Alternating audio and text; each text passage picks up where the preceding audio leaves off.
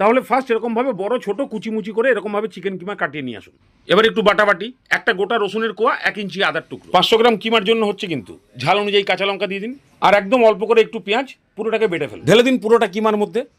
এবার পরিমাণ মতো নুন, ধনে গুঁড়ো, গোলমরিচের গুঁড়ো, জিরের গুঁড়ো 1 চামচ করে, সামান্য একটু গরম মশলা আর 50 গ্রাম মতো টক দই, ভালো করে এটাকে মাখিয়ে দিন। এরকমভাবে থাকুক।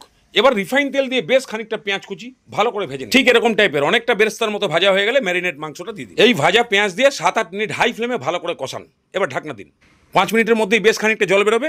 এই জলের মধ্যেই চিকেনটাকে ঢাকনা দিয়ে দিয়ে সেদ্ধ করুন। এবার দেখুন চিকেনটা তেল ছাড়তে শুরু করেছে। এই সময় দিয়ে দিন খানিকটা গাজর কুচি আর 1 বাটি মটরশুঁটি। 5 মিনিট ভালো করে ফ্রাই করুন। এবার এর মধ্যে আধ ঘন্টা ভিজিয়ে রাখা একদম ঘরোয়া চাল জল ছেঁকে দিয়ে ভালো করে এটাকে মিশিয়ে দিন। এবার বেশ খানিকটা জল আর 200 গ্রাম দুধ দিয়ে জলের লেভেলটা এমনভাবে রাখুন যেন চাল থেকে 1 ইঞ্চি উপরে থাকে। ভালো করে একবার মিক্স করে দিয়ে জলের মধ্যে নুনের পরিমাণটা ভালো করে দেখে নিন। সেই বুঝে নুন আর 1 চামচ গরম মশলা দিয়ে ভালো করে একবার মিশিয়ে দিয়ে ঢাকনা দিয়ে ফোটান। একবার